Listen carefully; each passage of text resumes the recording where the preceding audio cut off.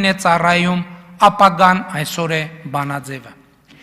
Երկարաժամկետ կանխատեսելիության գործիքի մասին իրականում ելույթի նախորդ հատվածում էլ խոսեցի։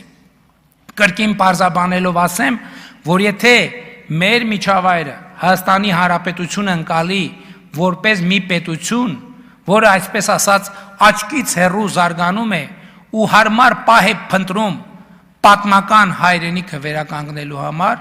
բնականաբար իրենք էլ հարմար պահ են փնտրելու մտքերի այս ընթացքը կասեցնելու, ի վերջո նաև այդ սպառնալիքին վերջ դնելու համար։ Եվ այս պրոբլեմը արմատապես հասցեագրելու, եթե նույնիսկ ոչ բավարար, բայց անհրաժեշտ պայմանը իրական Հայաստանի գաղափարախոսությունը Հայաստանի Հանրապետությունում որպես ռազմավարություն սերմանելն է։ Այս բանաձևը օրգանապես պետք է ինտեգրվի մեզանում թերագնահատված այն ընկալման հետ, որ խաղաղությունն է անվտանգության ապահովման միակ գործուն և հուսալի երաշխիքը։ Խաղաղությունն է անվտանգության ապահովման միակ հուսալի և գործուն երաշխիքը, ավելի հուսալի երաշխիք պարզապես գոյություն չունի։ Եվ հետևաբար խաղաղության ամրապնդման վրա ամեն օր աշխատելը, խաղաղության մասին հոգ տանելն է անվտանգային ոլորտում կարևորագույն անելիքներից մեկը։ Նաև պետք է հասկանալ, որ չկա ավելի հեշտ բան, քան խաղաղությունը փլուզելը։ Մանավանդ հիմա խաղաղությունը փլուզելը առանձնահատուկ ջանքեր չի պահանջում։ Խաղաղությունը փլուզելը հեշտ է, դժվար չի դա անելը բացարձակապես։ Իսկ խաղաղությունը ամրապնդելը, խաղաղության մասին հոգ տանելը էական ջանքեր է պահանջում, նույնիսկ դրամատիկ ջանքեր։ Այդ դրամատիկ ջանքեր ասելով նկատի ունենք, որ մենք մեր կոմֆորտ զոնաներից պետքա դուրս գանք։ Դա պահանջում է շատ ուշադիր լինել, ինչ ես խոսում, ինչ ես կախում դոշիցդ, ինչ քայլեր ես անում։ Օրինակ, Կտրիչ Ներսիսյանի ուղիղ հրահանգի ենթարկվող Էրիկա, հարգելի գործընկերներ, վերջ։ Դադարեցրեք, շարունակեք, խնդրեմ, պարոն վարչապետ։ Ուղիղ հրահանգին ենթարկվող մի շարք հոգևորականներ, իմ տեսածն եմ ասում, սուրբ և անմահ պատարագների ժամանակ խորաններից կոչ են հղում Աստծուն, որ նա պահպանի Արցախի հանրապետությունը։ Այսպիսով եկեղեցին դարձնելով պատերազմի քարոզչության ինստիտուտ։ Սա ընդհանրապես շատ հետաքրքիր ֆենոմեն է։ Այս կոչերը հղում են, հետո ասում են եւ եւս խաղաղության Աստծուն աղաչեցուկ։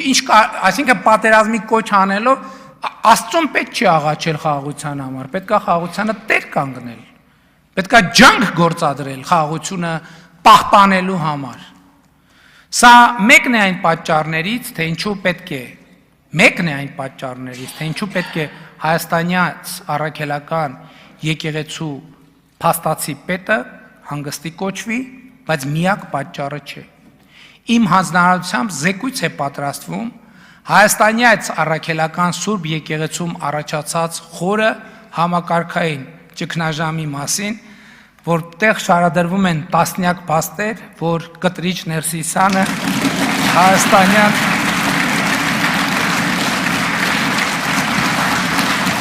Էրիկա, հարգելի գործընկերներ, դադարեցրեք։ Հարգելի գործընկերներ, բայց ինչ հետաքրքիր է, չէ, ինչպես վատ պետք է անես քո գործը, որ զբաղեցնես մի գահ, որը կոչվում է ամենայն հայոց, բայց ամեն անգամ, երբ որ քո անունը հնչի, պարակտում մտնի ամեն տեղ։ Ավելի լավ գնահատական քո վատ աշխատանքին հնարավոր չէ տալ։ Շարունակեք, պարոն վարչապետ։ Որ Կտրիչ Ներսիսյանը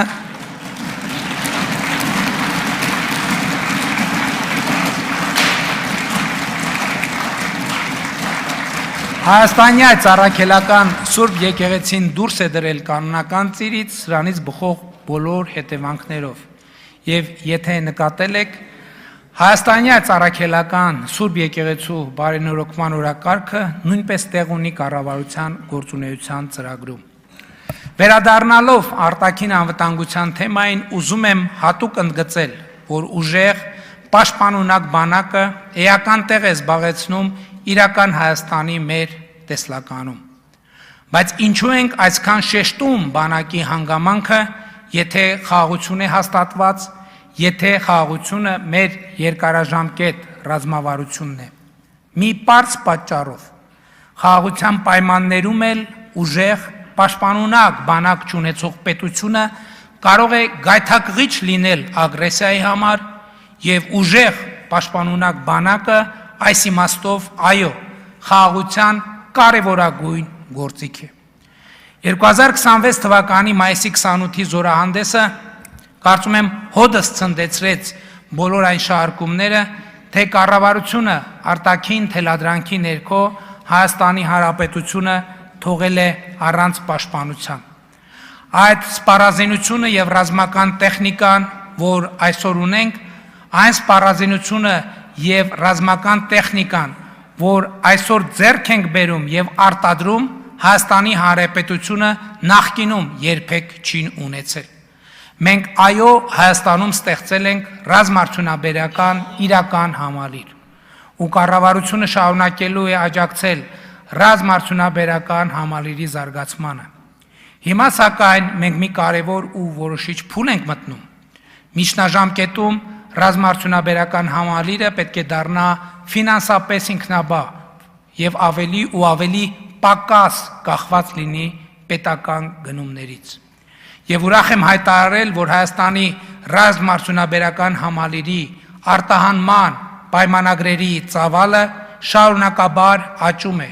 իսկ պաշտպանության նախարարությունը իդեմս մի շարք տեղական արտադրողների